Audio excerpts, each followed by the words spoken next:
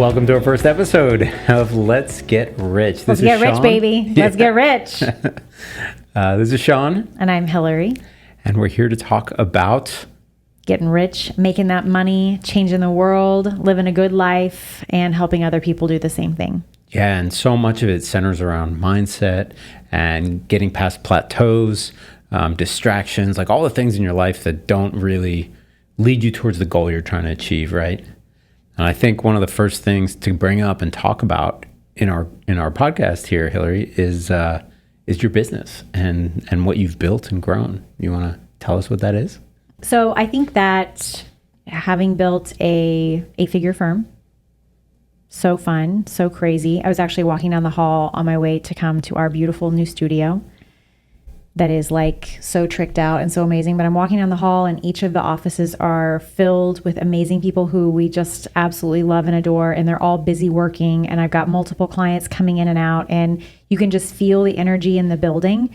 And I'm just walking down here to sit and get to have a conversation with you. And I sometimes can't believe that this is the life that we've built. And having an eight-figure firm, it's cool. It's great to be able to say that frankly, from an ego perspective. Like it sounds impressive, but it's actually none of the ego is what's important. The lifestyle and the freedom that it has given us is why all the work has been worth it. And of course, the life-changing work that we've done in order to get here and that we're still doing and that we're going to even amplify over the next few years, like that's really what it's all about. And I would like to kind of stay on that. Why are we doing what we're doing? Why are we doing this podcast? What do we want to do with this podcast? And I'd love to kind of hear what some of your initial thoughts are on that, because I know we've chewed on this idea for so long, because no podcast out there really speaks to other law firm owners who are entrepreneurial. They have similar values as us. And especially there's no podcasts out there that I'm aware of that are really couples who are building this life together. Yeah, I think that's such an important aspect of it, is how we do it together. But when I think about this podcast, I think about myself 5 years ago. You know, we're moving back from living overseas, moving to a new city where, you know, it's my job that's relocating us, but we don't know anybody. We don't have a plan. And then, you know, we have 4 little kids at the time. And then you say, hey, you know, I want to start a business. And I was like, wow, cool. You know, what do we do first? And I thought it was so interesting in hindsight now. At the time, I was a skeptic, truthfully. But it was, you said you were going to hire a business coach. And at first, I always support you in your endeavors and what you do. And in hindsight, that was just, it was so wise of you at that stage to say, I want to do this. This is one of my goals. I want to help people with the work that I do, but I don't know everything I'm supposed to do next. So I'm going to seek someone who's done it. And by doing that, you've been able to grow what is now the number 1 fastest growing law firm in Arizona and the 11th fastest growing in America over the last 4 years. And you did it one brick at a time. And I got to watch you the whole time and be part of the journey, right? And so when I've seen other content online and you see influencers or you see people talking about their business, you don't get the whole behind the scenes. And I feel like I got a behind the scenes movie of everything that you did along the way. And there's so much to it, and there's so much to unpack that we could never do it in a single episode. And so that's a lot of my inspiration behind this, is sharing that with other people, because I've seen what you've built.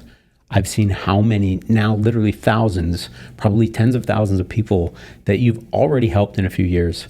And with the goal of helping 1 million people. And I've seen you do it, and it's just amazing to be a part of it. Yeah, I love that. Thank you for being my number 1 fan. I remember signing up for a business coach very, very differently. So I don't remember you actually being a skeptic at all, but I do remember being in what in the military we call like short-term housing, or the TLF. I don't even temporary lodging facility. Yeah, I don't even. Temporary living is all you are doing is you feel like everything in your whole life is temporary because you do not want to be in this housing.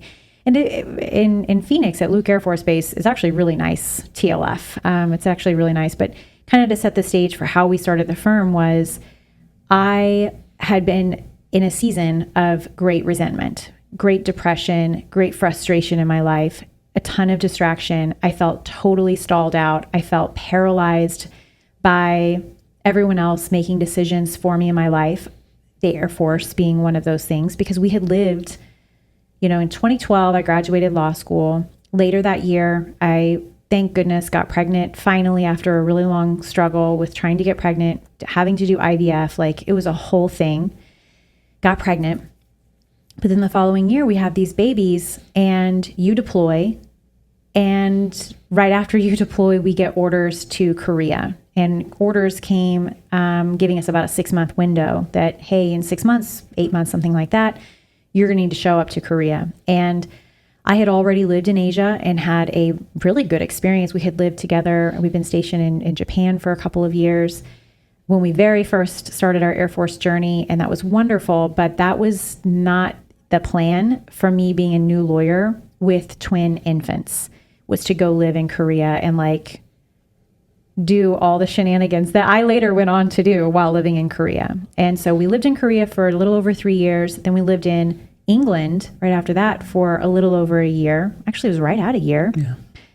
And then I just needed to be back in the USA, man. I think I really feel for our clients who are undocumented and they just want to go home, because although home for me has always been Kansas, it was, I needed to come back to America. I needed to like drive on the right side of the road. I needed to have a Starbucks that I could drive in and out of, because like fast food is such a luxury and normal thing in America. And I needed to have a Jiffy Lube where I didn't have to make a booking to get my oil changed. Like, I just needed to be back in my country. And so we kind of uprooted early and moved back to the US. And then once we got here, it was expensive. Living in America and having daycare and all of these things were a lot more expensive than when we had left. And especially because now when we left, I had a 6-figure income as a brand new lawyer, but we got back and I had no money, but I had spending habits. And childcare was affordable in England because we had an au pair who was able to live with us, and we had childcare that was way more affordable. And I remember being in on-base housing in our first week being back in the US. And our friend Zyra, like, I had somehow gotten connected to her, and that is a whole other wild story. And I just feel like the universe connects us to people that we're supposed to get connected to. But I had chatted with her, and she had suggested I check out this coaching group. I checked out the coaching group and was like, I think this is what I need to do. It's going to be like $1,800 a month. Mind you, we didn't have a house. We didn't have a car. We didn't have, I think we had just gotten cell phones, like gotten the SIM cards put in our iPhones. Yeah, and for anyone who hasn't moved from overseas back to the US, it's really expensive because when you first land, you have to buy everything you need right away.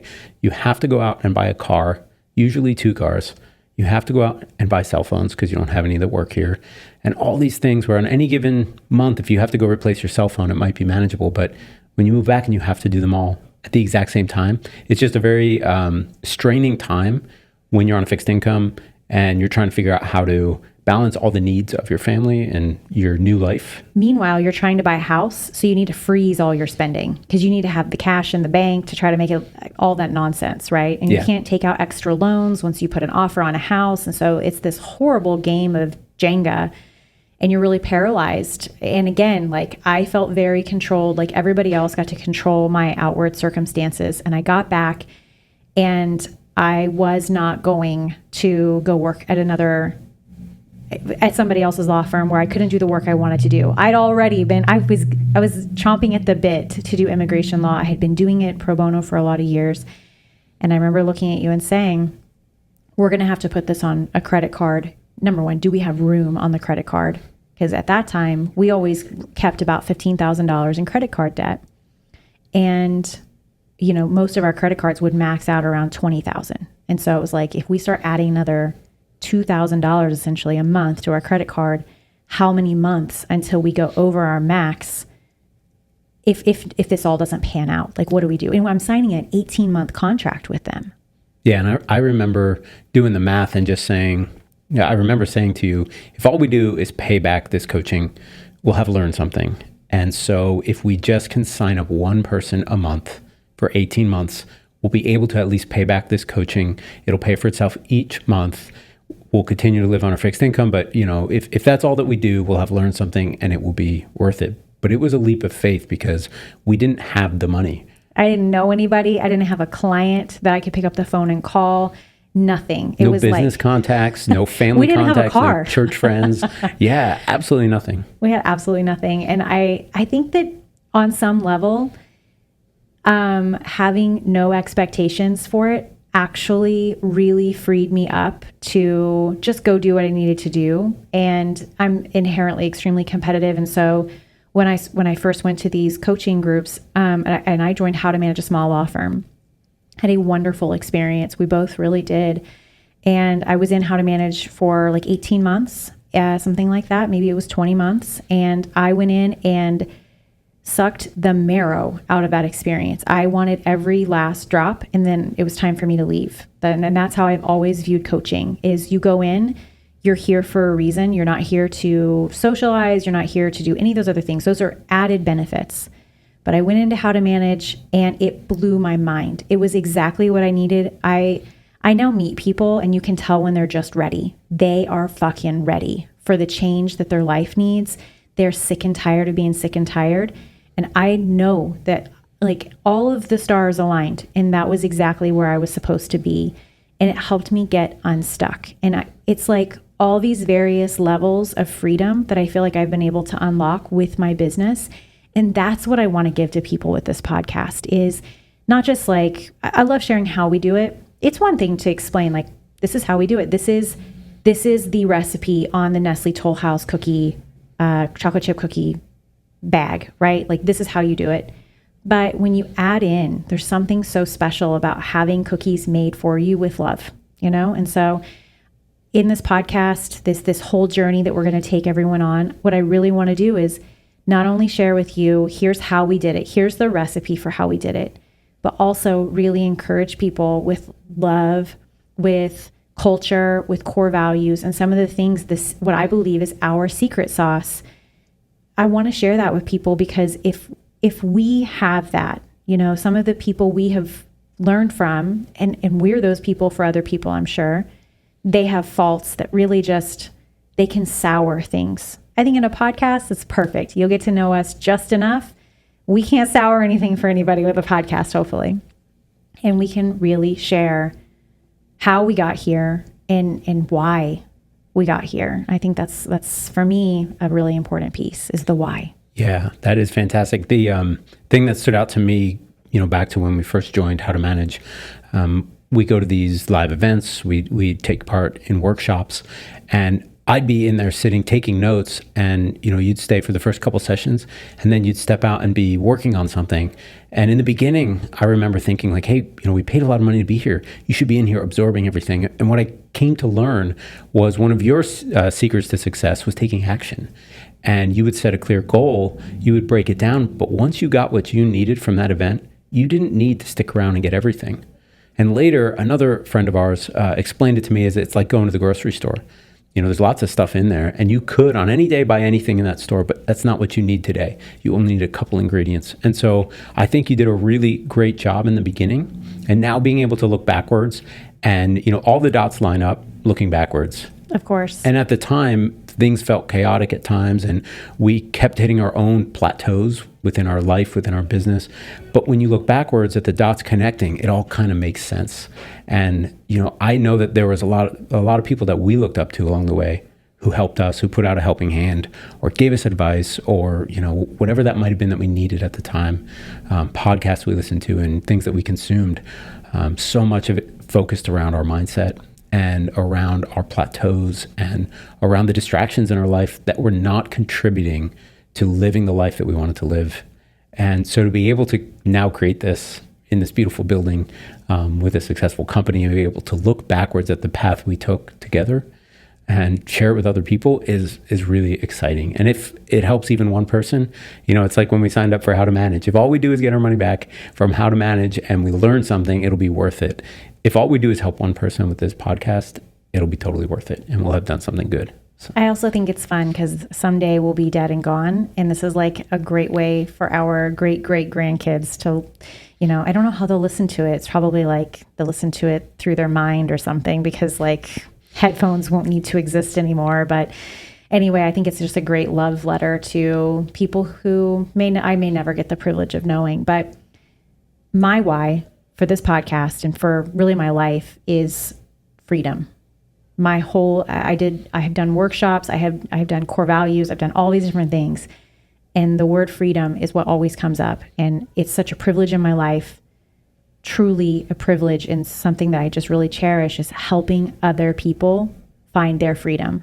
And honestly, like Sarah Kaki once told me, like, you sell what you need. And I need freedom in my life. I feel so confined. When I feel stuck, I feel so confined. I feel trapped. And it's no irony, no coincidence that my clients feel stuck and they feel trapped. And I'm so drawn to help them be liberated from that, where I am beautifully obsessed with it. But I see the same thing with immigration law firm owners, where they're wanting to do the same stuff. And it's like, let's collaborate.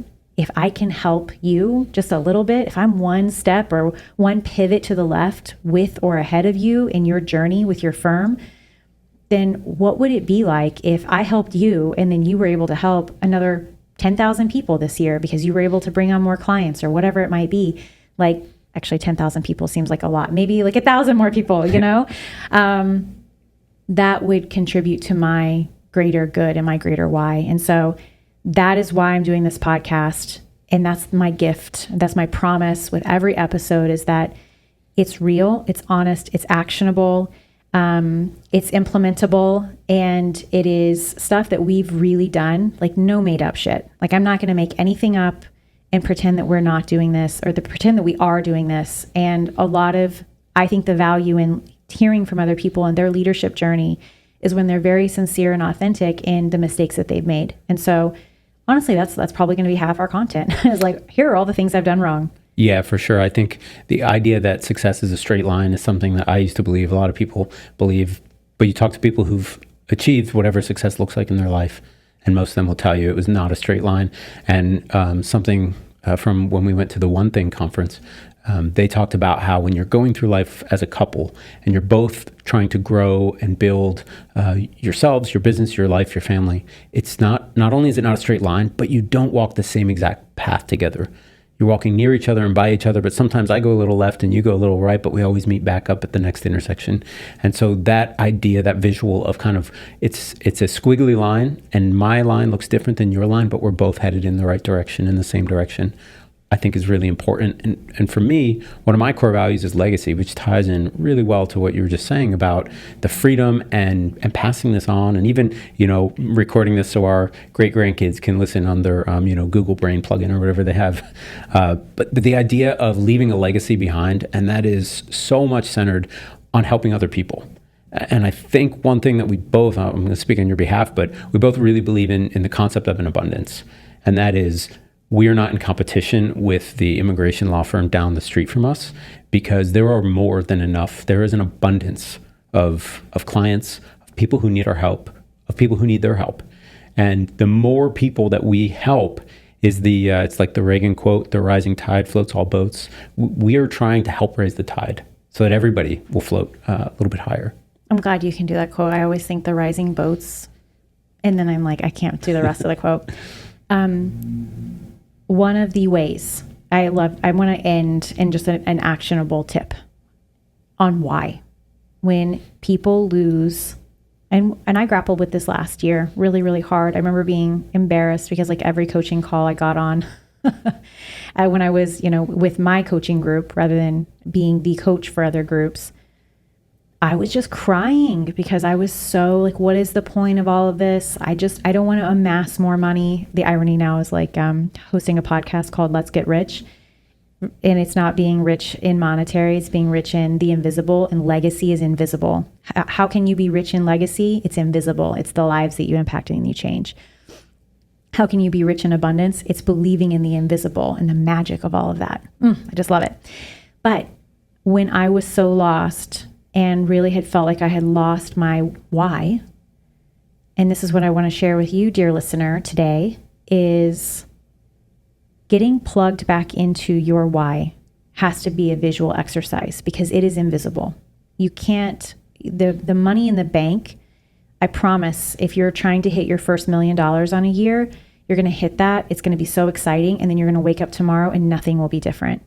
The same is true when you have your first $100,000 day or your first $500,000 day. Nothing changes when you hit these monetary goals. That cannot be your why. Instead, it has to be, for me, it's very visual and very internal. And I go to an image and I think, I'm doing all of this for her. And I have a very specific image of someone I have never seen in my life. It's not in a magazine or anything.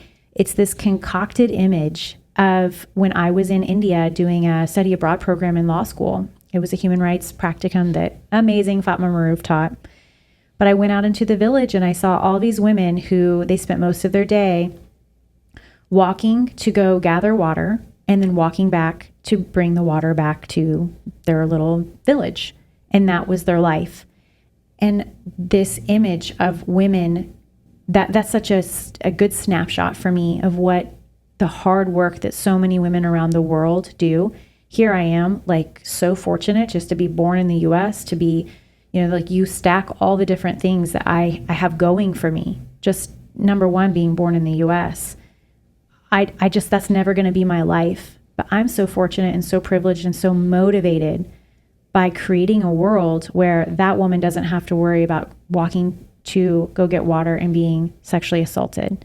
That woman in the world that I want to fight for and that I want to grow a big law firm for so that I can be super generous with my money, she has feminine products. That's not a bunch of bunched up leaves in between her crotch that she's having to use every single time that she gets her period every month. She has access to medical care when she gets pregnant that, she needs so that we have reduced mortality rates among women. So I don't know, like, that is my why, and really getting dialed back into that and taking some time off and doing some therapy, like all of those things were so critical to me being able to just be and allow my own spirit and my own soul to really get activated by my why. And I also think getting plugged back into the people you serve. And so this year I started hosting once a month what we call Cafecito con Abogada Hillary. And it was just like a silly thing. Mostly I just love saying the word cafecito. But I wanted to get together and have coffee and bagels and donuts with our clients on a Saturday morning because they're the reason that I'm doing what I'm doing. They're the reason for all the seasons, and if I'm only ever talking to clients when they're upset or only talking to employees when they're wanting to resign, it's very draining.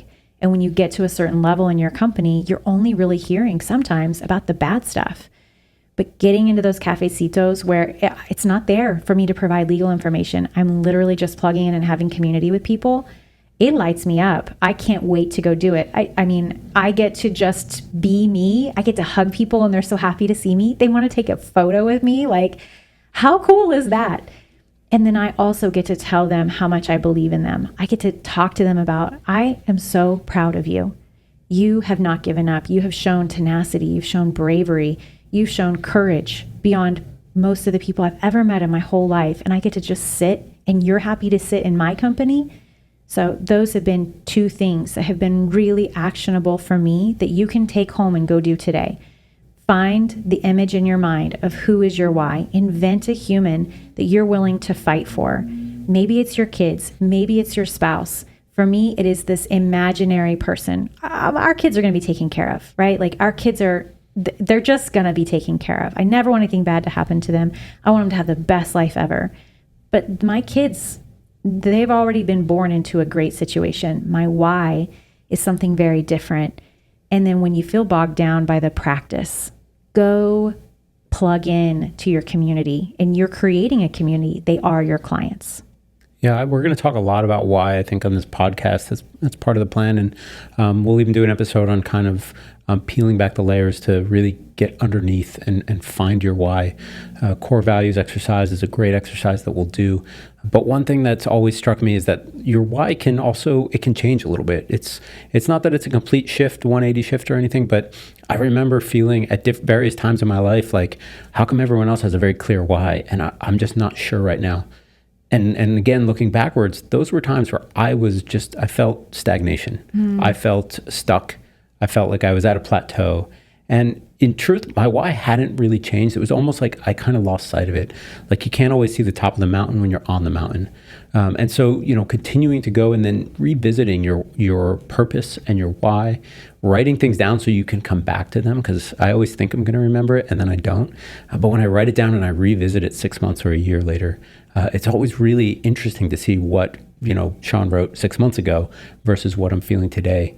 And for me, so much of this podcast is about getting over stagnation and when you're feeling stuck and, figuring out what is distracting you in life from finding that freedom, getting to your why, fulfilling your life's purpose.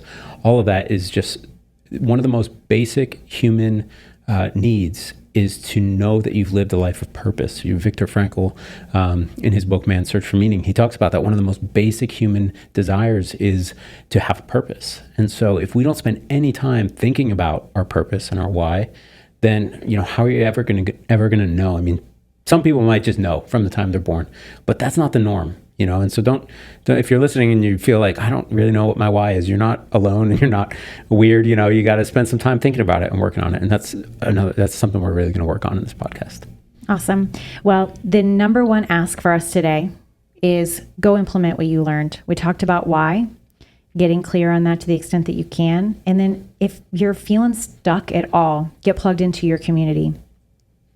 Next is, I want to ask a favor. I know it's early on in our relationship, but share this with a friend who's an entrepreneur, maybe in relationship with their entrepreneur spouse, partner, person, because we're going to talk a lot about law firm growth, because that's all we really know. Like we've never grown, we've grown some other businesses, but law firm growth is what I feel like we have some street cred on. But the things we talk about are applicable in other areas. So please share this with a friend. Click the subscribe button so that when our next podcast episode drops on Thursday, you get a little notification and we can hang out here together. And we're going to talk about being a couple and going through this together. Hillary and I have been together for over 20 years. We've been married for 19 of those. And you don't have to be a couple to follow along on this podcast, but that is something that we can definitely speak to, and how we've grown individually and together. It's going to be really fun. Yeah, love it. Thanks for joining. Yeah, have a good see one. you next time.